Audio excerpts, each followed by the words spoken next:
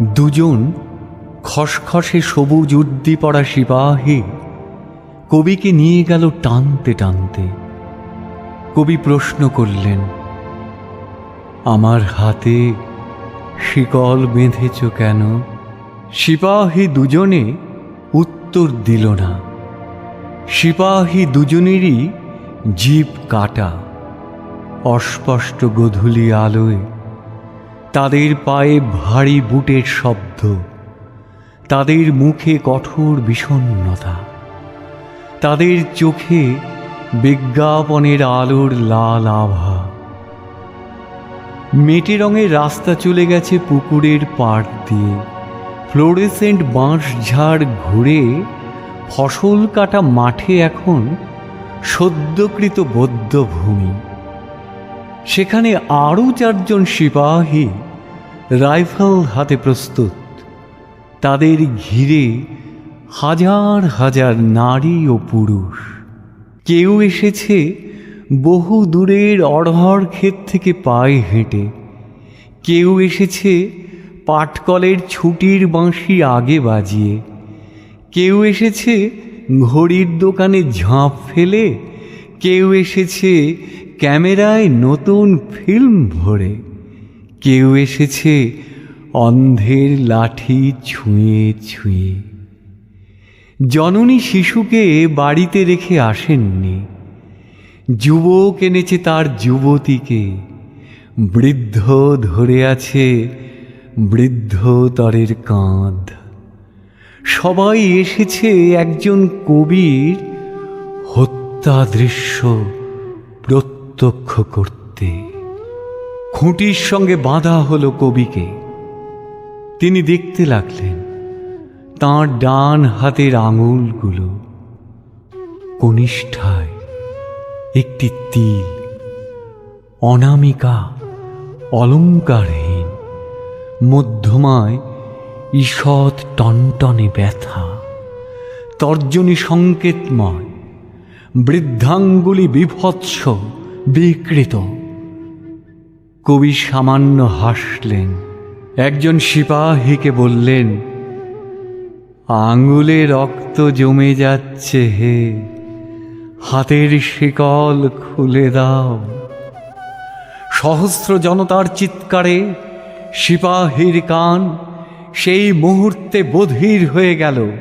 জনতার মধ্য থেকে একজন বৈজ্ঞানিক বললেন একজন কসাইকে, পৃথিবীতে মানুষ যত বাড়ছে ততই মুরগি কমে যাচ্ছে। একজন আদার ব্যাপারী জাহাজ মার্কা বিড়ি ধরিয়ে বললেন, কাঁচা লঙ্কাতেও আজকাল তেমন ঝাল নেই।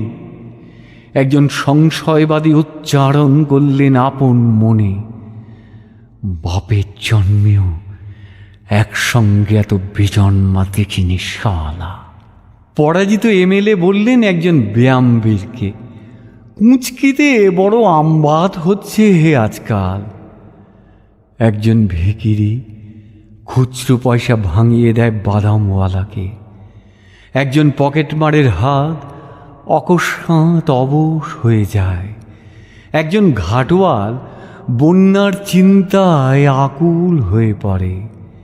একজন প্রধানা শিক্ষয়িত্রী তাঁর ছাত্রীদের জানালেন, প্লেটো বলেছিলেন।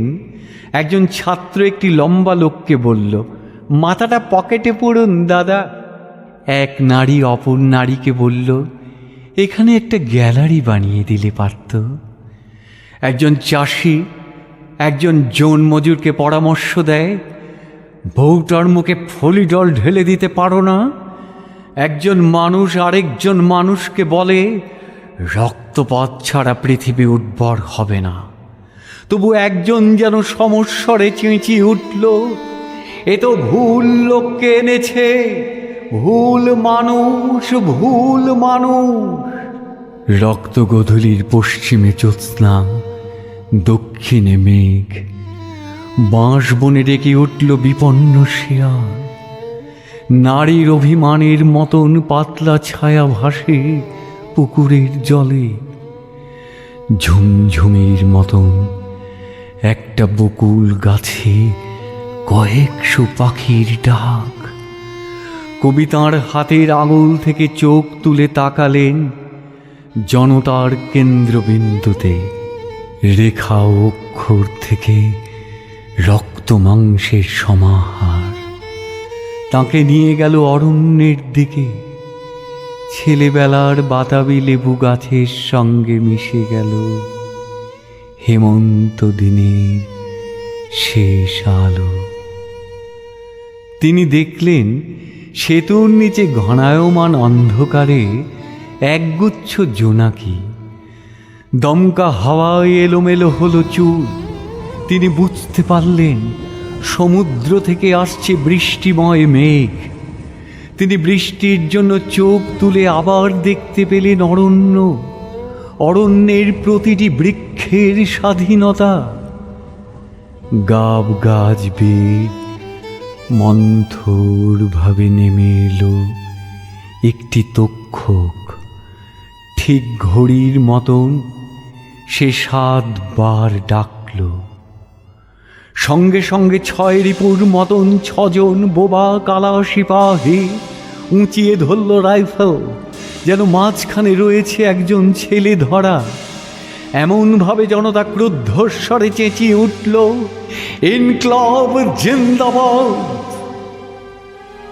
কবির শতপ্রবৃত্ত ঠোঁট নড়ে উঠল। তিনি অস্ফুট হৃষ্টতায় বললেন, বিপ্লব দীর্ঘজীবী হোক, মানুষের মুক্তি আসুক, আমার শিকল খুলে দাও। কবি অত মানুষের মুখের দিকে চেয়ে খুঁজলেন একটি মানুষ, নারীদের মুখের দিকে চেয়ে খুঁজলেন একটি নারী। তিনি দুজনকেই পেয়ে গেলেন।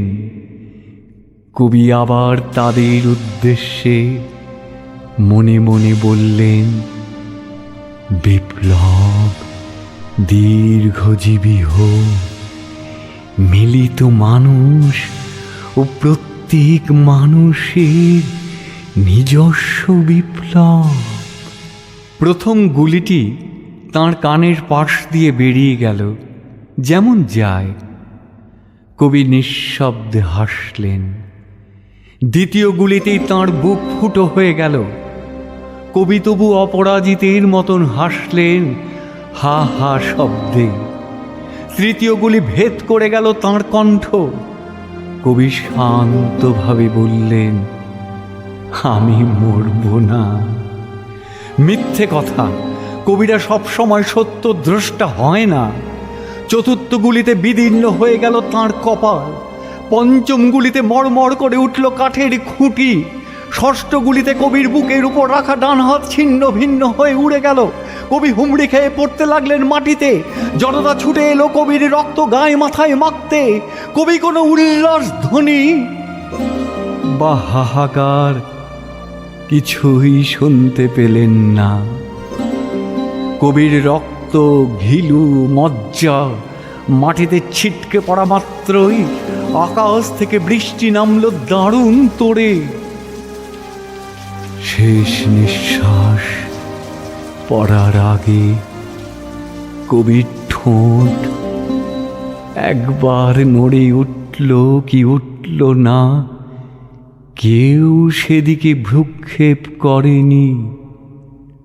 আসলে কবির শেষ মুহূর্তটি মোটামুটি আনন্দেই কাটল। মাটিতে পড়ে থাকা ছিন্ন হাতের দিকে তাকিয়ে তিনি বলতে চাইলেন, বলেছিলুম কি না আমার হাত শিকলে বাঁধা থাকবে না।